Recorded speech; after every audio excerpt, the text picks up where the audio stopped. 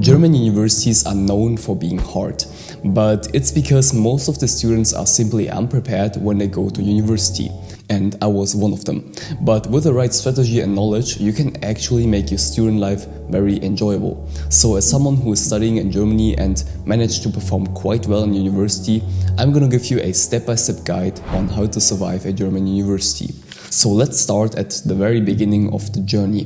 When I started my studies back in 2021, I didn't know anything about university life. So I was instantly overwhelmed by all the knowledge I had to organize in my head. A bunch of new people, new courses and new buildings. But that's also when I realized how important the first day at university really is. To truly succeed in university, you first need to get the foundation right. Friends, important dates and facilities. The university is like a small ecosystem of its own, and you need to get as much information as possible about it. So try to get into conversation with as many other students as possible, especially on the first days. It's a little bit like speed dating. Everybody wants to make new friends in the beginning, and people are very open to connecting. After a couple of days, certain groups will form, so proper socializing at the beginning is crucial. Your student friends are going to be valuable later, more on that in just a second. I can also recommend you attend the first semester introductory event, die erste Veranstaltung. They will share so much sauce about important dates, events and tips. Now, regardless of your study type and study technique, I don't care if you go to lectures or not, there's one extremely important thing I want you to know about. Altklausuren, old exams. It's something that not many people talk about, but knowing about them gives you a massive advantage. So imagine this. You're studying in the first semester, you prepare for weeks for an exam, and you feel really productive and confident. But then you fail the exam because the questions were completely different than the ones you expected. And this happens quite often.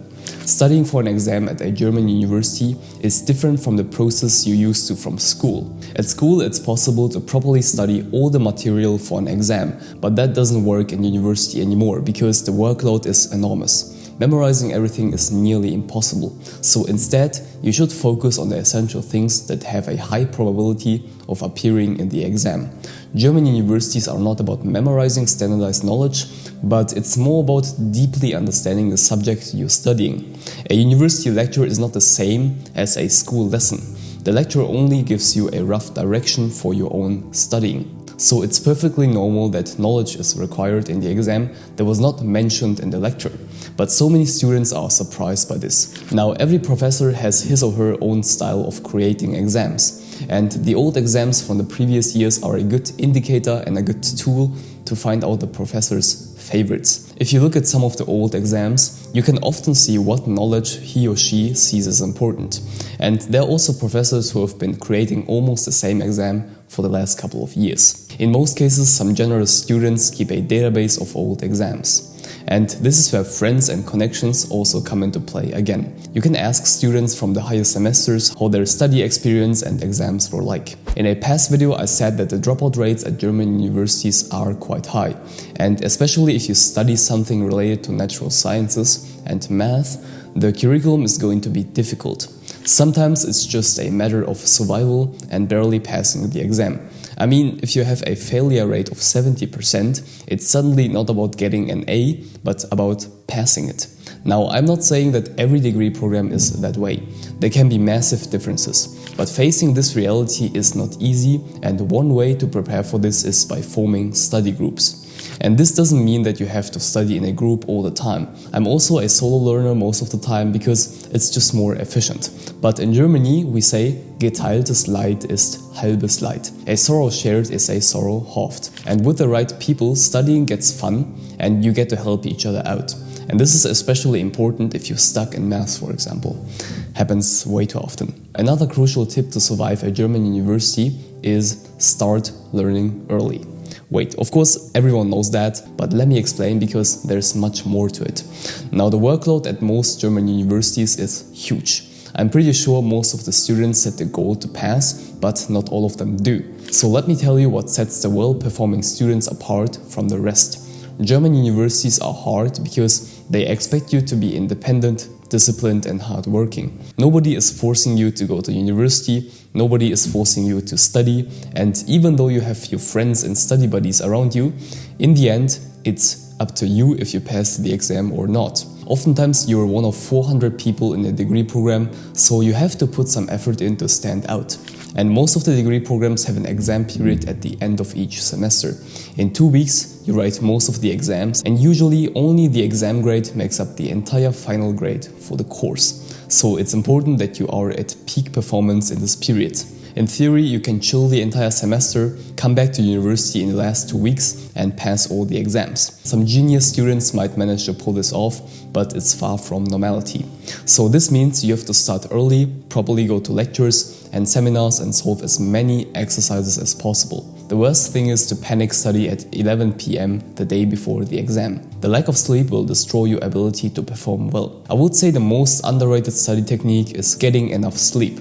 If you get this one right, you will have such a boost in performance. 8 hours per night in combination with consistent studying and boom, exams are suddenly very doable. You also shouldn't get into the habit of skipping lectures. I know it's very tempting, nobody checks if you attend classes. There are podcasts or you can copy a colleague's summaries, but not going to lectures is a risky thing to do. There are a couple of reasons for that. Firstly, the professor might explicitly announce what is relevant to the exam. They like to drop small hints over the semester that can be life-changing. Secondly, you simply memorize the exam material better if you have more touch points with it. Hearing, writing, reading, all of this combined gives you a study advantage. You are allowed to ask questions during the lecture, and I really recommend doing that. Wer nicht fragt, bleibt dumm. And reason 3, the lectures can give you an important structure, especially if you struggle with procrastination. Now, I'm also guilty of skipping a lot of lectures. This means that I had to study more in the weeks before the exam. But even more important than lectures are the so-called tutorials. In a lot of degree programs, you will get weekly exercise sheets that you need to complete at home. And in these special sessions, tutors, usually students from higher semesters, discuss these exercises with you in a smaller group setting. So you have more opportunities to ask questions and get individual help with studying. It's a massive opportunity. In some degree programs, you can even hand in weekly exercises and get a great boost at the end. I would even say that doing these exercises is more important than going to lectures. Now, school used to be a very structured place where everything was laid out for us. You knew to which room to go and what subjects to take. So orienting yourself was relatively easy. But at university, you are suddenly independent.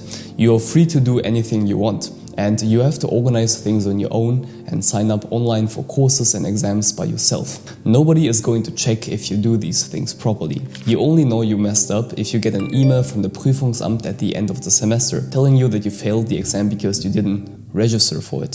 So registering for exams, very important. At the beginning of the semester, always write important dates in your calendar. Most universities have an online portal where you can see your personalized timetable and you can import it into your phone's calendar. Again, if you have the opportunity, ask students in higher semesters for specific advice. These people know exactly where all the problems are, which professor is difficult and which is nicer, which lecture you absolutely have to go, and which you can only learn from the slides online at home. Asking older people is truly a cheat code, because doing well at university is mostly about what and who you know. Now, the first semesters at a German university are usually the hardest. This is also where the probability of dropping out is the highest. And it's not uncommon that a degree program loses 50% of students after a couple of semesters. But I can assure you it gets easier after a while. The standard period of study in Germany is just a recommendation. The world doesn't end if you need 7 instead of 6 semesters to finish your bachelor's degree. Actually, 60% of students don't finish in the standard period of study. So don't worry, you're not alone. There are so many other students who are going through the exact same thing. If you have more tips, feel free to leave a comment. I read every single one of them. Don't forget to enroll in the free Germany Starter Kit course in the video description, download the free Studying in Germany Guidebook, and join our huge Discord community. Love you and stay focused.